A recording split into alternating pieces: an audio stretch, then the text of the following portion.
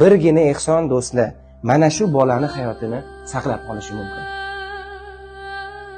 Bugun siz ko'rayotgan mana shu bola, ko'ryapsizlar, o'simta bilan kurashyapti. Mana yelkasidagi hozir mana shu Usmonni o'simtasi pozvolojnigini o'sha umurtqasini qiyshayishga olib boryapti.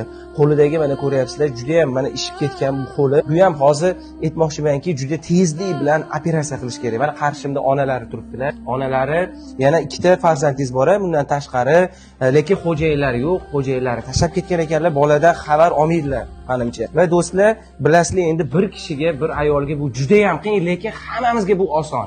Chunki necha million odam ko'ryapti, arzimagan o'sha 1000 so'mdan deysizlarmi, 10 000 so'mdan deysizlarmi, agar sizlar ehson qilsanglar, do'stlar, hammamizni Alloh ehson qiluvchilardan qilsa avvalo. Turkiya va Hindiston hozircha aniq bir qarorni ayta olmayapti, sababi qo'lida biroz murakkabligi bor dedi. Chunki bu limfodioma, ya'ni o'simta 500 dan ortiq qo'lida tarqab ketgan. Muskullarning orasida, tomirlarning orasida, shu sababli yelkadagisi uncha qiyin emas deyapti, lekin qo'lidagisi biroz qiyinroq. Menimcha hammamizda bir tanishimiz bor, mablag'i bor odam, o'shalarga jo'natib qo'yinglar. Do'stlar, Alloh hammamizni ehson qiluvchilardan qilsin, bolamiz iloyim sog'ayib ketsin.